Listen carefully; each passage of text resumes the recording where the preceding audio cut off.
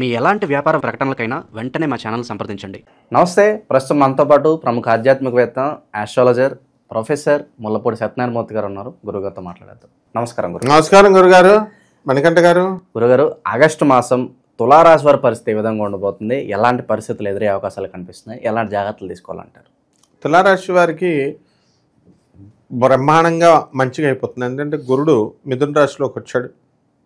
మొన్నటిదాకా అష్టమంలో ఉండి ఫుల్గా అప్పులు ఇప్పించాడు. ఇప్పుడు ఆ అప్పులు తీర్చే పనిలో ఉన్నారు మన వాళ్ళు. ఫుల్ క్యాష్ ఇప్పిస్తున్నాడు తులారాశి వాళ్ళకి.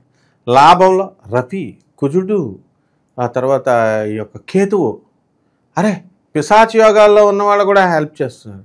అంటే వీళ్ళకి ఏంటంటే వీళ్ళ తల్లిదండ్రులు కానీ వాళ్ళ తరపు బంధువులు కానీ దూరంగా ఉన్నటువంటి వాళ్ళు ఉంటారు కదా, వాళ్ళందరూ చనిపోయినటువంటి వాళ్ళందరి పేర్ల మీద వీళ్ళకి ఆస్తులు రాసి వచ్చేస్తాయి. చాలామందికి వచ్చేస్తాయి. అండ్ ఏ రకంగా అయినా సరే వీళ్ళు డెవలప్మెంట్ అనేటటువంటిది ఆగదు వీళ్ళకి. కోర్టుల్లో సమస్యలు ఉన్నటువంటి వాళ్ళు, ఆ కోర్టుల్లో బెంచ్ మీదకి రావట్లేదని బాధపడేటటువంటి వాళ్ళందరికీ కూడా కొద్దిగా బెంచ్ మీదకి కదులుతాయి, ఫైల్ కదులుతుంది. పిల్లల అడ్మిషన్స్ కోసం ఎంతో కష్టపడుతున్నారు. ఆ అడ్మిషన్స్కి ఒక క్లారిటీ వచ్చేస్తుంది, ఈ గ్రూపా ఆ గ్రూపా అని ఇట్లా అనమాట. సో ఆ విధంగా వృత్తి, వ్యాపార, ఉద్యోగ విషయాల్లో తులారాశి వారికి బాగుంది. ఉద్యోగాల్లో లీవ్స్ కూడా బాగా పెరుగుతాయి, ట్రాన్స్ఫర్లు వస్తాయి. తర్వాత వీళ్ళకి ఇవ్వాల్సినటువంటి ఇంక్రిమెంట్లు, జీతాలు ఇవన్నీ కూడా వచ్చేయడం అనేటటువంటివి జరుగుతాయి. కాబట్టి ఈ రాశి వారంతా కూడా మనకి అనుకున్న పని అనుకున్నట్లు వీళ్ళకి మొత్తం అన్నీ సాధిస్తారు. లేకపోతే చాలామందికి యాక్సిడెంట్లు అయినటువంటి వాళ్ళు ఉన్నారు. అటువంటి వాళ్ళకి అందరికీ కూడా ఆరోగ్యశ్రీ పథకాలు రావడం, కొంచెం వైద్యపరంగా కొంచెం డబ్బు ఖర్చు అయినప్పటికీ కూడా రియంబర్స్మెంట్లు రావడం అనేటటువంటివి జరుగుతాయి. ఇక తులారాశి వాళ్ళకి వివాహాలు అనేటటువంటి వివాహాలు బ్రహ్మాండంగా జరిగిపోతాయి. అండ్ ఈ రాశి వారికి అందరికీ కూడా శుక్రుడు మనకి 26 జూలై వరకు కూడా మనకి వృషభ రాశిలోనే ఉన్నాడు.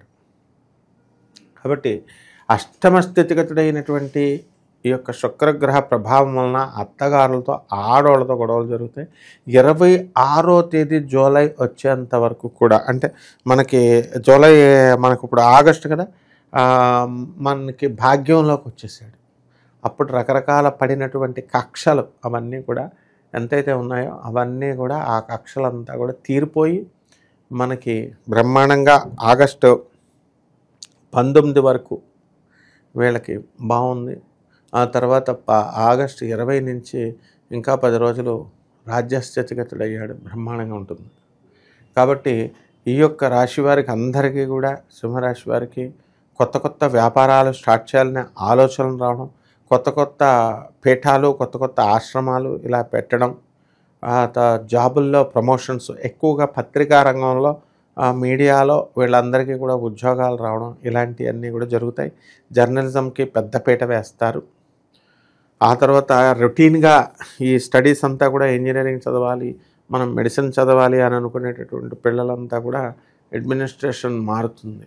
మారి వీళ్ళు మంచిగా బీబీఏల్లోకి, బిజినెస్ అడ్మినిస్ట్రేషన్లోకి వీటికి వెళ్ళడానికి అవకాశం ఉంటాయి. అయితే ఈ రాశి వారంతా కూడా కాస్త అవమానం పాలవుతారు, విషయాలు సరిగ్గా కమ్యూనికేషన్ చేసుకోకపోవడం వల్ల. ఇది జాగ్రత్తగా చూసుకోవాలి. థర్డ్ పర్సన్ కమ్యూనికేషన్ అనేటటువంటిది వెళ్ళినా పర్వాలేదు, నిదానంగా వెళ్ళినా అపార్థాలు అయ్యేటటువంటి అవకాశాలు ఉన్నాయి. కొత్త కొత్త స్నేహితులు పరిచయం అవుతున్నారు కదా, కొత్త స్నేహితులు పరిచయం అవుతున్నారు కదా అని వీళ్ళు వెళ్ళి స్నేహాలు చేసుకుంటే దానివల్ల లాస్ అవ్వడానికి అవకాశాలు ఉంటాయన్నమాట. ఎందుకంటే వాళ్ళు ఎలా ఉంటారో ఏంటో తెలియదు. అండ్ మొత్తం మీద స్ట్రిక్ట్గా అసలు చెడ్డవాళ్ళదనే దోస్తానం చేయకూడదు. మరి మనం చాలా చక్కగా మనం మంచి వాళ్ళతో మనం ఉండాలి. ఆ విధంగా ఇటువంటి కమ్యూనికేషన్ గ్యాప్లు ఇవన్నీ కూడా మనకి తగ్గిపోవాలన్నమాట. ఆ విధంగా బిల్డర్లు, ఇంజనీర్లు, డాక్టర్లు, తర్వాత ప్లాట్లు వేసేటటువంటి వాళ్ళు, వీళ్ళంతా రియల్ ఎస్టేట్ రంగంలో ఉన్నటువంటి వాళ్ళు, నోటి దగ్గరికి వచ్చి జారిపోతుంది అనుకున్నటువంటి వాళ్ళు కూడా వాళ్ళకి వృత్తి, వ్యాపార, ఉద్యోగ విషయాల్లో బాగుంటుంది. ఇక సినిమా యాక్టర్లు, రాజకీయ నాయకులు పెళ్ళిళ్ళు చేసుకుంటారు. అండ్ కొత్త వాళ్ళు ఎవరికైనా సరే కొత్త కెరీర్లోకి వచ్చినటువంటి వాళ్ళు కూడా వాళ్ళు వృద్ధి చెందడానికి ఎక్కువగా అవకాశాలు మనకి కనబడుతున్నాయి నాయన. ఓకే. ఇక విదేశాలకు వెళ్ళాల్సిన పరిస్థితి ఏంటి గురుగారు? వాళ్ళకి ప్రయత్నపూర్వకంగా వాళ్ళు ప్రయత్నిస్తే సఫలీకృతం అవుతుందంటారు. 100% వెళ్ళిపోతారు విదేశాలకి. మనకి కాకపోతే మనకి రాహువు మరి కుంభరాశిలో ఉండడం వల్ల మనకి ఏమవుతుందంటే సంతానం నుంచి కొంచెం ఇబ్బందులు, అలాగే ఈ విదేశాలకు వెళ్ళేటటువంటి ప్రయత్నాలు కొంతలో మనకి ఇబ్బంది పెట్టినా వాళ్ళు మొండు వదలకుండా మనం ముందుకు వెళ్ళాలి. 6వ ఇంట్లో ఉన్నటువంటి శనిగ్రహం లాంగిట్యూటీ ఆఫ్ లైఫ్ మీకు మంచి హ్యాబిట్ని, మంచి యోగాన్ని కూడా వీళ్ళకి కల్పించడానికి అవకాశాలు ఉన్నాయన్నమాట. ఇక ఎవరైతే సొంత ఇల్లు కోసం ప్రయత్నిస్తున్నారో, ఒక స్థలం కొనుక్కోవాలి అని ప్రయత్నిస్తారో వాళ్ళకి ఎలా ఉండిపోతుంది గురుగారు? స్థలాలు, ఆ స్థలాలన్నీ కూడా వీళ్ళు కొనాలనుకున్నవన్నీ కూడా కొనేస్తారు. అండ్ స్థలాలు, ఇళ్ళు అన్నీ కొంటారు. అండ్ మగపిల్ల సంతానం కూడా వీళ్ళకి కలగడానికి అవకాశాలు ఉన్నాయి ఎక్కువగా. సంతానం లేనటువంటి వాళ్ళకి సంతానాలు కలుగుతాయి. వివాహాలు కానటువంటి వాళ్ళకి వివాహాలు అవుతాయి.